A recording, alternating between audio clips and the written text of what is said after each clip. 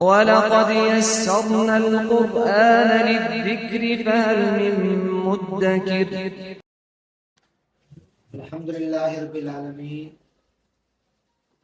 والصلاة والسلام علی سید المرسلین وعلی آلہ وصحبہ اجمعین سبحان اللہ وبحمدہ سبحان اللہ العظیم ربی اشرح لی صدری ویسر لی امری واحلل عقدۃ من لسانی یفقہوا قولی اللہم فقہنا فی الدین اللہم انکا عفو کریم تحب العفو فاعف عنا آمین یا رب العالمین۔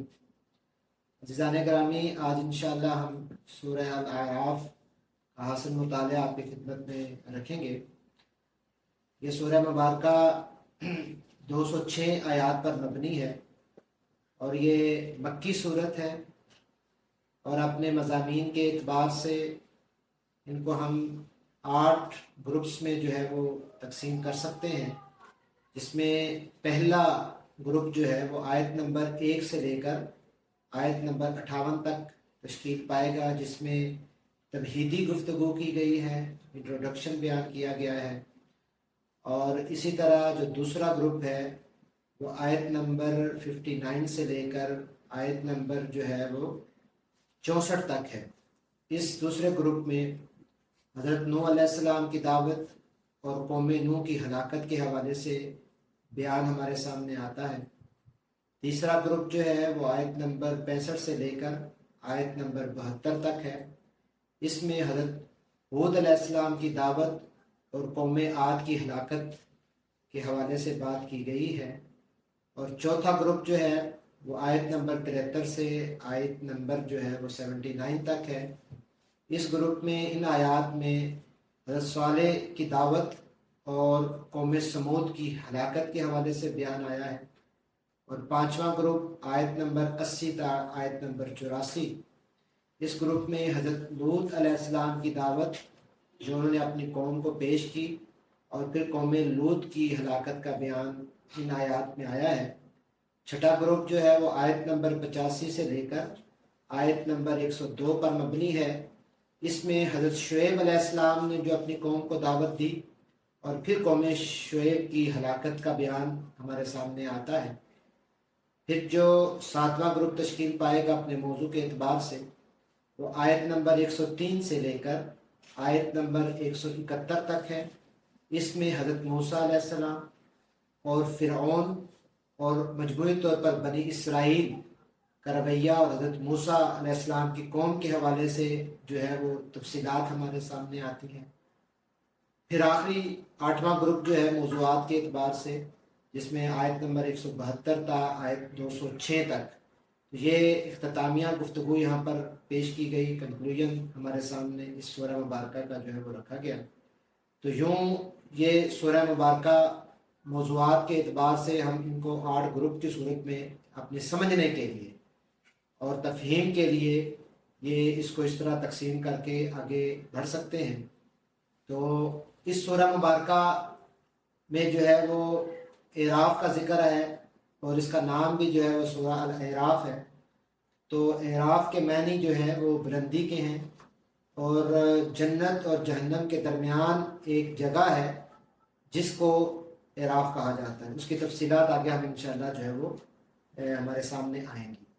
تو بنیادی مضمون جو ہے اس سورہ مبارکہ کا وہ رسالت ہے، اور جو ہم نے مختلف گروپس تو موضوعات کے اعتبار سے آپ کے سامنے رکھے ہیں، لیکن مجموعی طور پر اس سورہ مبارکہ کا اگر مرکزی مضمون ہم دیکھیں تو جو اللہ تبارک و تعالیٰ کا قانون ہلاکت ہے اقوام کے حوالے سے، اور اللہ تبارک و تعالیٰ کا جو قانون استبدال ہے اس حوالے سے بات ہوئی، اور جو اقوام ہیں ان کی ہلاکت کی جو ہے وضاحت پیش کی گئی۔ پھر 6 انبیاء کی جو ہے وہ تاریخ دعوت اور 6 اقوام کی ہلاکت سے عبرت حاصل کرنے اور توحید کے اسباب، شرک کا ابطال کرتے ہوئے آخری نبی حضرت محمد صلی اللہ علیہ وآلہ وسلم پر ایمان لانے کی جو ہے وہ دعوت دی گئی ہے۔ تو یہ اس سورہ مبارکہ کا مرکزی مضمون ان موضوعات کے حوالے سے ترتیب پاتا ہے۔ تو یاد رہے کہ جو سورہ انعام ہے جو اس سے قبل ہم پڑھ چکے ہیں، اس کا مرکزی مضمون توحید تھا، اور سورہ الاعراف کا مرکزی مضمون آپ جو سمجھ لیں کہ رسالت اور انبیاء کا بھی اس میں جو ہے وہ ذکر آیا ہے۔ تو ترتیب بعد جو مضامین اس کے آ رہے ہیں، اس میں قصہ آدم و ابلیس، اہل جنت اور اہل جہنم کا ذکر، اور پھر اعراف کے حوالے سے جو ہے وہ بات کی گئی ہے، اور پھر اس سورہ مبارکہ میں 5 انبیاء کا جو ہے وہ ایک بڑی ترتیب کے ساتھ جو ہے وہ ذکر آیا ہے۔ اللہ تبارک و تعالیٰ نے اس سورہ مبارکہ کا آغاز ان آیات سے کیا ہے۔ بسم اللہ الرحمن الرحیم، الف لام میم صاد، کتاب انزل الیک فلا یکن فی صدرک حرج منہ لتنذر به وذکریٰ للمؤمنین، اتبعوا ما انزل الیکم من ربکم ولا تتبعوا من دونہ اولیاء قلیلا ما تذکرون۔ کہ الف لام میم صاد یہ ایک کتاب ہے جو تمہاری طرف نازل کی گئی ہے، بس اے محمد صلی اللہ علیہ وآلہ وسلم تمہارے دل میں اس سے کوئی جھجک نہ ہو۔ اس کے اتارنے کی غرض یہ ہے کہ تم اس کے ذریعہ سے منکرین کو ڈراؤ اور ایمان لانے والے لوگوں کو یاد دہانی ہو۔ لوگوں، جو کچھ تمہارے رب کی طرف سے تم پر نازل کیا گیا ہے اس کی پیروی کرو، اور اپنے رب کو چھوڑ کر دوسرے سرپرستوں کی پیروی نہ کرو مگر تم نصیحت کم ہی مانتے ہو۔ تو یہ ان آیات کے ساتھ اس سورہ مبارکہ کا آغاز ہوتا ہے، جس میں تنذیر ہے، تذکیر ہے، تاکید ہے، اور پھر آگے چل کر ہر بستی میں جو اللہ تبارک و تعالیٰ نے اپنے نمائندے بھیجے ہیں اور ان نمائندوں کو جو ذمہ داری سونپی گئی اس کے حوالے سے بات ہوئی۔ پھر ان بستیوں کی ہلاکت کس سبب پر ہوئی، لوگوں نے چونکہ اس دعوت کا انکار کیا اور اس انکار کی وجہ سے وہ عذاب پہ مبتلا ہوئے، اور پھر وہ کفے افسوس مننے لگے، لیکن تب وقت مہلت گزر چکا تھا۔ پھر یہاں پر ان آیات میں اللہ تبارک و تعالیٰ نے یہ بات کی، فَلَنَسْأَلَنَّ الَّذِينَ أُرْسِلَ إِلَيْهِمْ وَلَنَسْأَلَنَّ الْمُرْسَلِينَ، کہ جن اقوام کی طرف ہم نے رسول بھیجے ان سے بھی بات پرس ہوگی، ان لوگوں سے بھی جواب لیا جائے گا کہ تمہارے پاس اللہ کی دعوت آئی تو تم نے رد عمل کیا دیا، تم نے کیا ریئیکشن دیا، تم کیا ان پر ایمان لے کر آئے یا نہیں۔ تو ان سے بھی بات پرس ہوگی، اور جن رسولوں کو بھیجا ہے ان رسولوں سے بھی ہم پوچھیں گے کہ کیا تم نے پیغام رسانی کا فرض ادا کیا، کیا تم نے حق ادا کر دیا، اور تمہیں گواہ بنایا جائے گا اپنی قوموں پر۔ تو یہ بڑی ایک اہم آیت مبارکہ بالکل آغاز میں ہی جو ہے وہ ہمارے سامنے آتی ہے۔ تو اس میں جو مجموعی طور پر جو بات کی گئی ہے ان آیات ابتدائی جو تمہیدی گفتگو ہے، جس طرح میں نے آپ کے سامنے جو ہے وہ 7 گروپ رکھے ہیں، اور میں نے کہا ہے کہ آیت نمبر 1 سے لے کر آیت نمبر 58 تک جو پہلا گروپ تشکیل پاتا ہے یہ ابتدائی گفتگو ہے، تمہیدی گفتگو ہے۔ اس میں یہ اللہ تبارک و تعالیٰ نے اپنی شان بھی بیان کی ہے، اپنی دعوت کو بھی بیان کیا ہے۔ تو اصل دعوت جو اس پورے خطبے میں پیش کی جا رہی ہے اس میں نمبر 1 کہ انسان کو دنیا میں زندگی بسر کرنے کے لیے جس ہدایت اور رہنمائی کی ضرورت ہے، اپنی اور کائنات کی حقیقت اور اپنے وجود کی غرض و غایت سمجھنے کے لیے جو اس کو علم درکار ہے، جو ہدایت اور رہنمائی کی ضرورت ہے اور جو اس کو علم درکار ہے، اور اپنے اخلاق، تہذیب، معاشرہ، تمدن کو صحیح بنیادوں پر قائم کرنے کے لیے جن اصولوں کا وہ محتاج ہے، ان سب کے لیے اسے صرف اللہ رب العالمین کو اپنا رہنما تسلیم کرنا چاہیے، یہ تاکید کی گئی ہے۔ اور صرف جو ہے اسی کی ہدایت کی پیروی اختیار کرنی چاہیے جو اللہ تبارک و تعالیٰ نے اپنے رسولوں کے ذریعے سے بھیجی ہے۔ تو اگر آپ انسانوں کو ہدایت چاہیے اور جو علم چاہیے اور جو تمدنی مسائل کو حل کرنے کے لیے جو بنیاد چاہیے، وہ اللہ رب العالمین کو تسلیم کرنے سے ہی وہ رہنمائی مل سکتی ہے۔ اللہ کو چھوڑ کر کسی دوسرے رہنما کی طرف ہدایت کے لیے رجوع کرنا اور اپنے آپ کو اس کی رہنمائی کے حوالے کر دینا انسان کے لیے بنیادی طور پر جو ہے وہ ایک غلط طریقہ کار ہے جس کا نتیجہ ہمیشہ تباہی کی صورت میں نکلا ہے، کامیابی کی صورت میں نہیں نکلا، فلاح کی صورت میں نہیں نکلا، نجات کی صورت میں نہیں نکلا. اور ہمیشہ تاریخ اس بات پر شاہد ہے کہ ہمیشہ پھر تباہی کی ہی صورت اس قوم کو دیکھنی پڑی ہے. تو یہ پوری کی پوری بات سمجھانے کی کوشش کی جا رہی ہے. اور پھر دعوت دین اور انبیاء کا جو دعوتی مشن تھا وہ کیا تھا، اور اس مشن کے لیے جو تقاضے تھے، یعنی کہ یہ ایک عظیم جد و جہد ہے. دعوت دین کا کام جو ہے، ابلاغ دین کا کام جو ہے، یہ ایک جد و جہد ہے جو تسلسل کے ساتھ جو ہے وہ کرنی پڑتی ہے، اور اس کی ضرورت بھی ہے، اور یہ اللہ تبارک و تعالیٰ سے تفویض کرتا ہے. لیکن یہ جو دعوت دین ہے یہ دراصل کن چیزوں کو جو ہے وہ جا کے ایڈریس کرتی ہے، اور کن چیز بنیادی جو خرافات ہیں ان کو ختم کرنے کے لیے یہ دعوت آئی ہے کہ جو جہلیت کا جو غلبہ ہے، جس جہلیت نے انسان کو بہروی کا شکار کیا ہوا ہے، اور جس جہلیت میں انسانیت مبتلا ہے، اس جہلیت کی بے کنی کر کے اس کو اکاڑ کر دور پھینکنے کے لیے یہ دعوت آئی ہے. جہلیت کا جو ہے یہ پورا جو ایک سایہ ہے اور جو چھائی ہوئی ہے اس کا خاتمہ، اور جہلیت کی بنیاد پر جو انسان نے تصورات بنا لیے ہیں، جو اس نے افکار مرتب کر لیے ہیں، اور جو معاشرے نے اپنی عادات، اپنی رسومات اور اپنے انتظامی امور اور جو اجتماعی رویے جو ہے اس بنیاد پر بن چکے ہیں، اور اقتصادی نظام جو وضع ہو چکا ہے، اور کائنات اور انسان کے ساتھ جو اس کا جو ربط ہونا چاہیے، اس جہلیت نے اس کا خاتمہ کیا ہے.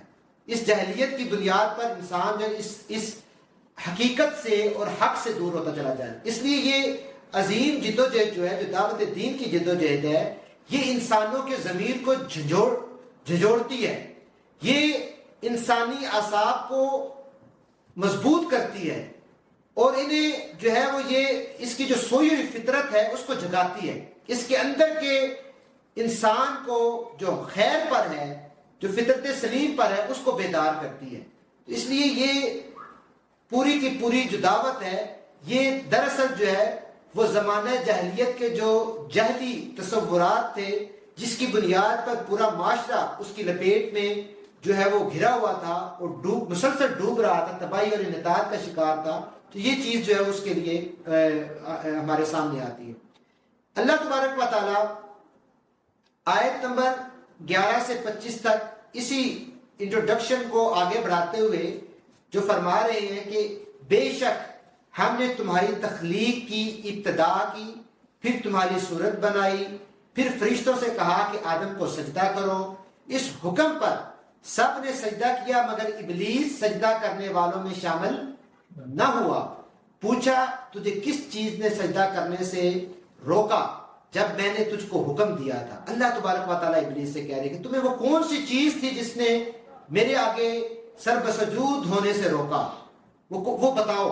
تو وہ بولا کہ میں اس سے بہتر ہوں، کہ جس مخلوق کے آگے جس کو تو نے فضیلت عطا کی ہے، انسان کو جو شرف بخشا ہے، اور تمام فرشتوں کو یہ حکم دیا ہے کہ وہ اس کے آگے سر بسجود ہوں، تو یہ میں فضیلت کے اعتبار سے اور اپنی تخلیق کے اعتبار سے میں اس سے بہتر ہوں، اس انسان سے، آدم سے بہتر ہوں، اس لیے میں نے انکار کیا. تو نے مجھے آگ سے پیدا کیا ہے، اور اس آدم کو تو نے جو ہے وہ مٹی سے پیدا کیا ہے. تو یہ اس نے وجہ بیان کی ہے. تو آیت نمبر 11 سے 25 تک یہ قصہ آدم اور ابلیس بیان کیا گیا. پوری یہ جو گفتگو کو آگے بڑھایا گیا ہے، اور اس پورے واقعے کے اندر، اس پوری گفتگو میں جو چیزیں ہمارے سامنے آتی ہیں وہ کیا ہیں؟ پہلی چیز کہ ابلیس نے کس بنیاد پر جو ہے وہ سجدہ نہ کیا؟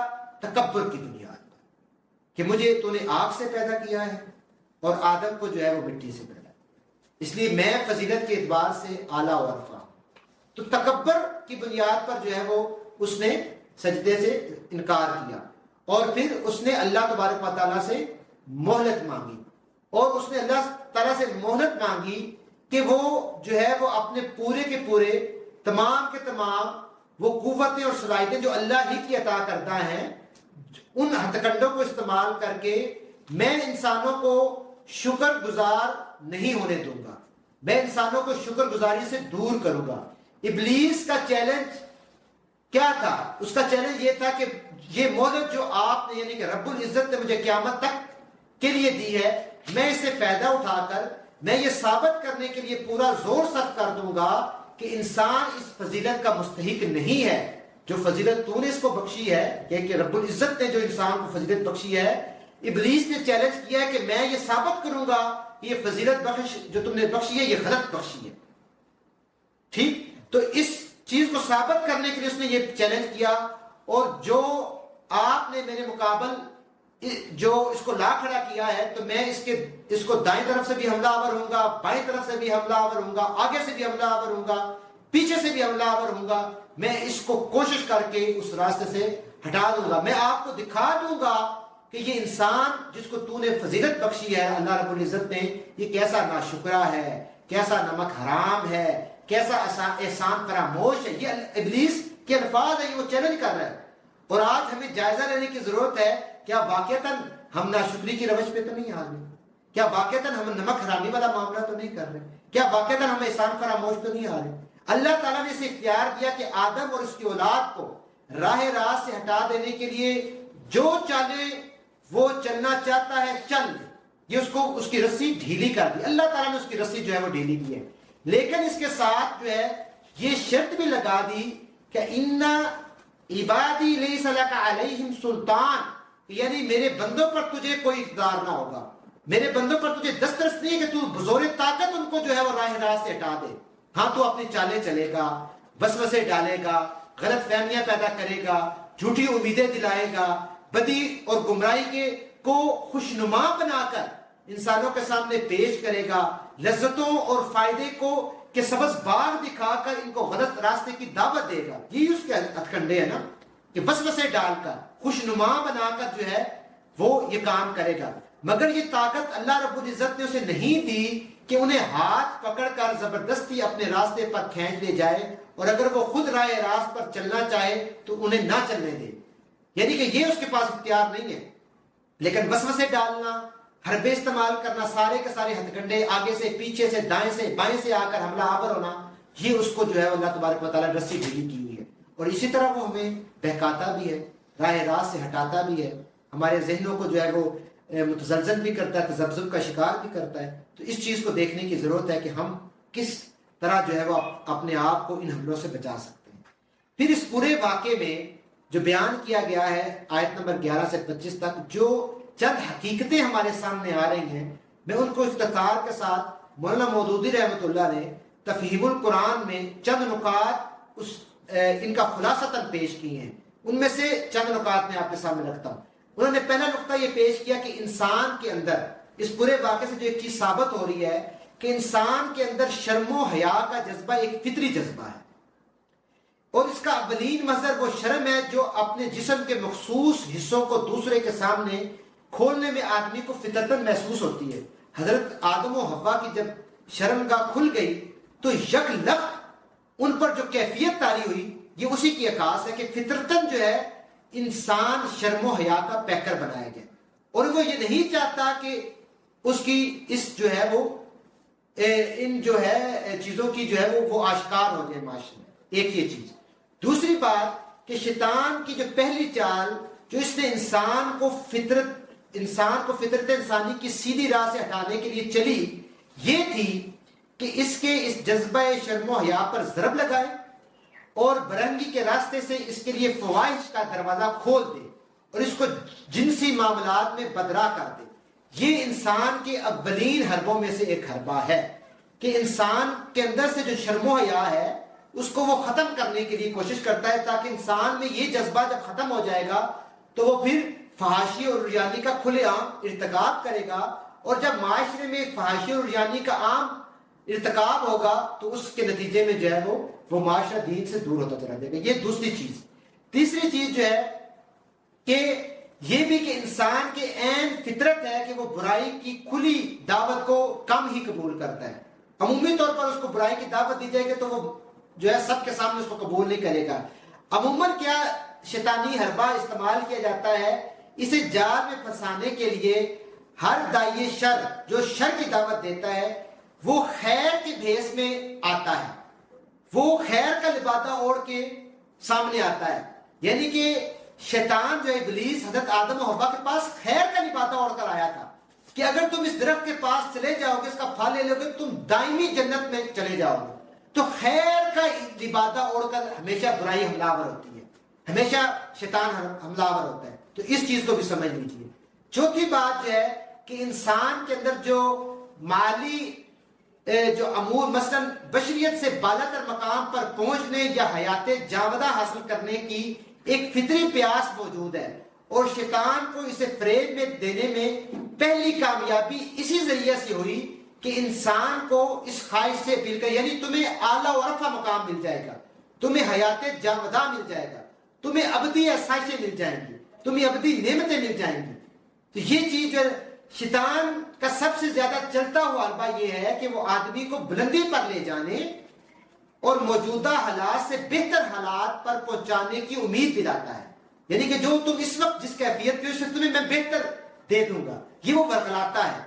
وہ ہیلے بہانے سے اس طرح جو ہے نا، اور پھر اس لیے وہ راستہ پیش کرتا ہے جو اصلاً جو راستہ وہ لے کے آتا ہے وہ الٹا انسان کو پستی کی طرف لے کے جا رہا ہے، لیکن وہ اسے خوشنما اور بلندی کا راستہ دکھا کر اس کو اپنی لپیٹ میں لے لیتا ہے. تو یہ ان پورے واقعے سے جو چیز ہے. پانچویں چیز جو ہے، جب انہوں نے حکم کی خلاف ورزی کی، یعنی کہ تو خدا کی حفاظت، یعنی کہ حضرت آدم نے جب حکم کی خلاف ورزی کی تو عملاً کیا ہوا کہ خدا کی حفاظت جو ہے وہ ہٹ گئی، ان کا پردہ کھول دیا گیا اور انہیں خود ان کے اپنے نفس کے حوالے کر دیا گیا کہ اپنی پردہ پوشی کا انتظام اب خود کریں. اگر آپ اس کی ضرورت محسوس کرتے ہیں، آپ میں شرم و حیا موجود ہے، تو اب خود جو ہے وہ اس کی پردہ پوشی کریں. اگر آپ ضرورت نہیں سمجھتے تو اس کے لیے نہ صحیح جہد کریں، اگر ضرورت محسوس کرتے ہیں تو اس کے لیے پھر صحیح جہد کریں، آپ کو اگر پرواہ ہے. تو یہ کہ انسان کے ساتھ خدا کی تائید اور حمایت اسی وقت تک جاری رہتی ہے جب وہ خدا کا متی، یعنی کہ خدا کے حصار میں، خدا کی حفاظت میں وہ تبھی تک رہ سکتا ہے جب وہ اللہ کی اطاعت کر رہا ہوگا. پھر اللہ تعالیٰ ایک پروٹیکشن انسان کو فراہم کرتے ہیں شیطانی حملوں سے بچنے کے لیے. لیکن جب یہ کلاوہ انسان اپنے گردن سے اتار پھینکتا ہے، اللہ تعالیٰ کی اطاعت کے دائرے سے نکل جاتا ہے، تو پھر جو ہے وہ اس نے اس حدود کی پامالی کر دی، باہر نکل گیا. پھر شیطان بہتر طریق جو ہے وہ اس کو اپنے قبضے میں لے لے گا اور اس کا نفس جو ہے وہ شیطان کے قبضے میں آ جائے گا. پھر اس کی باغ دوڑ جو ہے، زمامے کار جو ہے انسان کی، وہ کس کے ہاتھ میں آ گئی؟ اللہ کی حفاظت سے اس نے اپنے آپ کو بچا لیا. اسی لیے دیکھیے، ہم ہر کام کے آغاز سے پہلے ہمیں یہ تلقین کی ہے کہ ہم پناہ مانگے. نماز کے آغاز میں بھی تعوذ جو ہم پڑھتے ہیں، اعوذ باللہ من الشیطان الرجیم، کہ ہمیں شیطان سے پناہ ہم کس سے مانگ رہے ہیں؟ ہم اللہ رب العزت سے پناہ مانگ رہے ہیں. ہم اپنے آپ کو اللہ کے حصار میں دینے کے لیے جو ہے وہ دعا مانگتے ہیں کہ اللہ تعالیٰ میں اپنے حصار میں جو ہے وہ لے لے. چھٹی چیز جو ہے کہ اس طرح شیطان کی راہ اور وہ راہ جو انسان کے لائق ہے، دونوں ایک دوسرے سے بالکل ممیز ہو گئی ہیں. یعنی کہ ایک راستہ شیطان کا راستہ، کس کا راستہ جی؟ شیطان کا راستہ. دوسرا راستہ جو ہے وہ اللہ کا راستہ. تو یہ ممیز ہو کے سامنے آ گیا کہ انسان جو ہے وہ خالص شیطانی راہ، یعنی کہ بندگی سے منہ موڑ کر خدا کے مقابلے میں سرکشی اختیار کر کے، ٹھیک، مطلب اس کو یہ کہا گیا سجدہ کرے، وہ سجدے سے اس نے انکار کر دیا. باغیانہ طرز عمل اختیار کر کے جو ہے وہ اس روش پہ آئے گا، بہکاوے کی روش پہ، تو یہ اس کو جو ہے وہ معیشت کی طرف جو ہے وہ لے کے جائے گی. یہ شیطانی راستہ ہے. اس کے برخلاف جو ہے جو اللہ کا راستہ ہے اور جو حضرت آدم کا راستہ ہے، اور یہ چیز ہے کہ ہم ہر وقت شیطان کی چالوں کو سمجھیں، چکنے رہیں اور اللہ کی بندگی اور اللہ کی حفاظت میں جو ہے وہ اپنے آپ کو دیں، اور اللہ کی بندگی اور اطاعت کی راہ سے ہٹ کر کوئی قدم نہ اٹھائیں. اور اگر ہم سے غلطی ہو جائے، جس طرح حضرت آدم سے غلطی ہو گئی نا جی، غلطی ہو جائے تو فوری ندامت، شرمساری، رجوع اللہ، پلٹنا، قصور کی معافی تلافی. اور یہ انہی آیات میں یہ حضرت آدم کی دعا ہمیں سکھائی گئی ہے، ربنا ظلمنا انفسنا وان لم تغفر لنا وترحمنا لنکونن من الخاسرین. تو یہ اللہ کے بندوں کی روش ہے. پھر اللہ تبارک و تعالیٰ فرمانے کہ یا بنی آدم قد انزلنا علیکم لباسا یواری سوآتکم وریشا. وَلِبَاسُ التَّقْوَى ذَلِكَ خَيْرٌ ذَلِكَ مِنْ آیَاتِ اللَّهِ لَعَلَّهُمْ يَذَّکَّرُونَ کہ اے اولاد آدم، ہم نے تم پر لباس نازل کیا ہے کہ تمہارے جسم کے قابل شرم حصوں کو ڈھانکے اور تمہارے لیے جسم کی حفاظت اور زینت کا ذریعہ بھی ہو. اور بہترین لباس کیا ہے؟ تقوی کا لباس ہے. یہ اللہ کی نشانیوں میں سے ایک نشانی ہے، شاید کہ لوگ اس سے سبق لے لیں. یہ آیت نمبر 26 سے جو ہے وہ لباس کے حوالے سے بات آئی، اور یہ بڑی اہم بات ہے. اس کو ذرا غور سے سنیے گا. ساری باتیں ہی غور والی ہیں، ساری باتیں ہی سمجھنے والی ہیں، ساری باتیں ہی ذہن نشین کرنے والی ہیں. قرآن کا ایک ایک حرف بڑا قیمتی ہے، انمول ہیرا ہے، انمول موتی ہے. لیکن یہ بات بھی اسی طرح جو ہے بہت قیمتی ہے جو ہماری عملی زندگی سے ہے، ہماری عملی معاملات سے ہے. کہ لباس، شیطان کا طریقہ واردات یہ ہے کہ وہ عریانی اور فحاشی کے ذریعے، یہ پہلی بات سمجھ لیجیے کہ عریانی اور فحاشی کے ذریعے انسان کو گمراہ کرتا ہے. یہ اس کا طریقہ واردات ہے کہ شرم و حیا سے دور کر دیتا ہے. جب شرم و حیا معاشرے سے اٹھ جاتی ہے تو کوئی چیز باقی نہیں رہتی. یہ احترام اٹھ جاتا ہے، اخلاقیات اٹھ جاتی ہیں، اخلاقیات کا جنازہ اٹھ جاتا ہے. تو شیطان کے حملے سے بچنے کے صحیح 3 طریقے یہی ہیں. ایک تو اللہ کی طرف رجوع کیا جائے، اور پھر یہاں پر طریقہ بتایا جا رہا ہے صحیح لباس اور نظر کی حفاظت. اپنی نظر کی حفاظت کرو اور صحیح لباس پہنو. لباس، یہ سمجھ لیجئے کہ لباس جو ہے وہ انسان کی شخصیت پر اثر انداز ہوتا ہے. دیکھیں قرآن مجید جو ہے وہ اصول بیان کرتا ہے. قرآن مجید تفصیلات میں نہیں جاتا، اصول بیان کرتا ہے. انتہائی اہم اصولی چیزیں جو ہیں ان کو بیان کرتا ہے.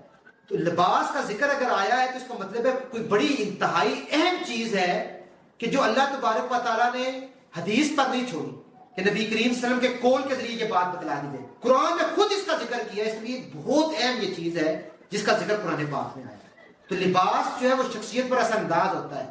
ٹھیک، تو اس لیے کہا کہ تم جو ہے وہ لباس پر، اور پھر تم لباس اگلی آیت میں چل کر فرمایا کہ یا بنی آدم خذوا زینتکم عند کل مسجد، کہ تم مسجدوں میں جو ہے وہ زینت کے ساتھ آؤ، اچھے لباس کے ساتھ آؤ. سلیپنگ سوٹ پہن کر نہ آؤ، اچھے لباس پہن کر جو ہے وہ مسجدوں میں آئے. تو یہاں پر یہ دیکھیں آج جو ہماری عمومی 2 میں نے باتیں کی ہیں. ایک کہ لباس جو ہے وہ انسانی شخصیت پر اثر انداز ہوتا ہے. لباس جو ہے وہ آپ کی تہذیب کا عکاس ہوتا ہے. لباس آپ کی اقدار کی عکاس ہوتا ہے.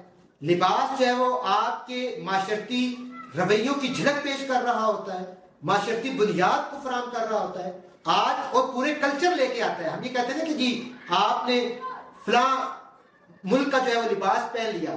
وہ فقط لباس آپ نہیں پہنتے، آپ اس پورے کلچر کو اڈاپٹ کرتے ہیں. لباس پورے کلچر کو اڈاپٹ کرنے کا نام ہے. وہ آپ کی عادات و اطوار پر اثرات مرتب کرتا ہے. ایک چیز. دوسری چیز جو خاص کر یہ تاکید کی گئی ہے کہ مساجد میں جو ہے وہ اچھی زینت کے ساتھ، اچھے لباس کے ساتھ آ. اور آج یہ حال یہ ہے، پہلے تو یہ ہے کہ نماز کی توفیق نہیں ہوتی، اور اگر نماز کی توفیق ہو جاتی ہے تو ہم اس حالت میں جاتے ہیں کہ جس حالت میں اگر ہمیں کہا جائے کہ کمپنی کے بوس کے سامنے ہم جائیں، اپنے مینیجر کے سامنے جائیں، تو ہمیں یہ گوارا نہیں ہوگا کہ ہم وہ لباس پہن کے جائیں. ہم ٹراؤزر شرٹ اور ہاف ایسے جو سلیپنگ ڈریس ہے وہ پہن کے ہم نماز اللہ کے حضور پیش ہو جاتے ہیں. تو اس لیے یہ رویہ انتہائی خطرناک ہے جو آج کل پریویل کر رہا ہے. یہ ٹرینڈ کرتا جا رہا ہے کہ مساجد میں لوگ ٹراؤزرز پہن کر ٹائٹ ڈریسز کے ساتھ اللہ کے دربار میں پیش ہوتے ہیں. نہیں، وہ اللہ کا دربار ہے، کسی عام ہستی کا دربار نہیں ہے. آپ اللہ سے ملاقات کے لیے جا رہے ہیں. تو آپ کو ذرا احساس نہیں کہ آپ کس ہستی کے آگے اپنی جو ہے وہ مدعا بیان کرنے جا رہے ہیں، اور آپ سلیپنگ ڈریس میں چلے گئے ہیں، نکر شرٹ پہن کر چلے گئے ہیں، اور سطر کی بھی آپ کو تمیز نہیں رہے گی کہ آپ نے جو ہے وہ آپ کے سطر بھی مکمل ہے یا نہیں ہے. اللہ تعالیٰ ہمیں سے جو. اور پھر آخری بات، لباس باعث تکبر ہے. حدیث میں تفصیل بیان کی گئی ہے کہ لباس جو ہے وہ تکبر کی بہت بڑی جو ہے وہ نشانی ہے. تو لباس میں تکبر بھی نہیں ہونا چاہیے. لباس آپ زینت کو، اپنے سطر کو ڈھانکنے کے لیے پہنتے ہیں. اللہ تبارک و تعالیٰ جو ہے وہ مجھے اور آپ کو جو ہے وہ عمل کی توفیق عطا فرمائے. وآخر دعوانا الحمدللہ رب العالمین.